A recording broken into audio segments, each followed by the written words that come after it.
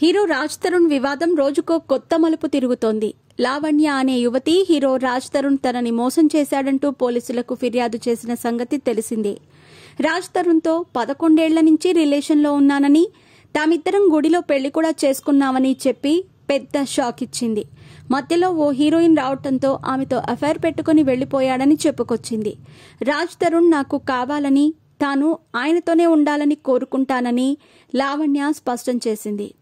లావణ్య చేసిన ఆరోపణలపై తాజాగా రాజ్ తరుణ్ స్పందించాడు. నేను ఒకప్పుడు లావణ్యతో రిలేషన్లో ఉన్న మాట వాస్తవమేనని రాజ్ తరుణ్ చెప్పుకొచ్చాడు.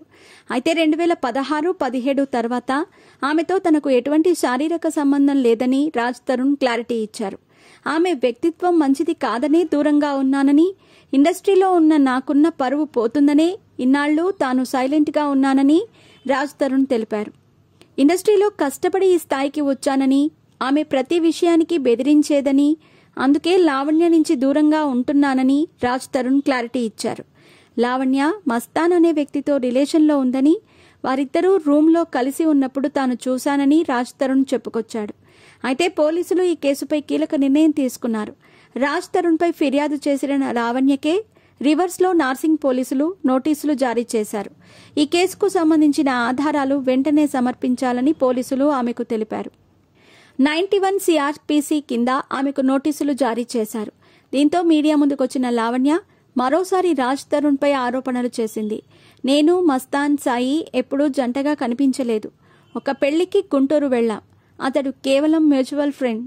నాతో ఎవరు మాట్లాడినా అతడితో రిలేషన్లో ఉన్నట్టేనా అని లావణ్య ప్రశ్నించింది.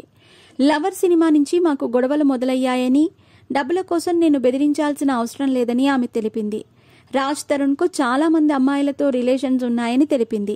దీనిలో భాగంగానే బిగ్ బాస్ బ్యూటీ ఆరియానాతో రాజ్ తరుణ్ ఎఫైర్ నడిపాడని ఆరోపణలు చేసింది.